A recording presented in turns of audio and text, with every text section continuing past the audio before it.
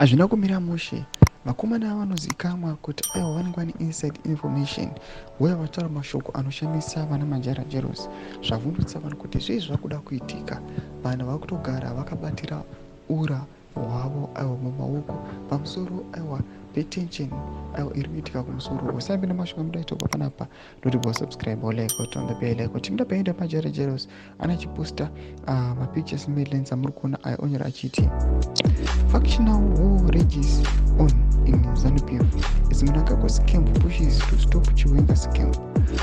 Mnangagwa is not happy that Chiwenga banned the 28 Anenga Chitonga slogan.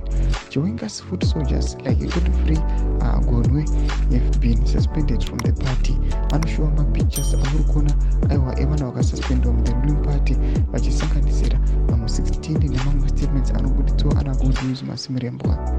Anoposta zvekare iro headline remuzimu live rakanzi acting president Chiwenga forced police to release ZANU-PF's youth league leader Godwin Gonwe after he was arrested for killing 2 fuel price protesters in Buderiro.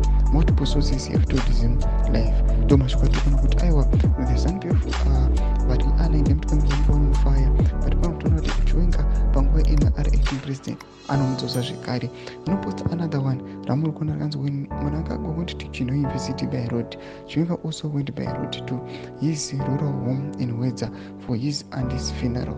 He was accompanied by his foot soldiers including Godfrey Gonwe, a ZANU-PF militia, men who killed 2 innocent people and was saved from jail by Chiwenga. Ndo mashoko anobuditswa panapa vanyatsoona kuti ava vana Gonwe ava vatoti vakomana vatorileyo kuna Chiwenga. Zvatakuona panapa zvatakuona mafactional fights matension zvaakuita vakusanganidzirwa. Tudze mafunguro emo tikudi pamusoro pechiitiko ichi. Mina kumese chimedo. Subscribe or like, turn on the bell icon.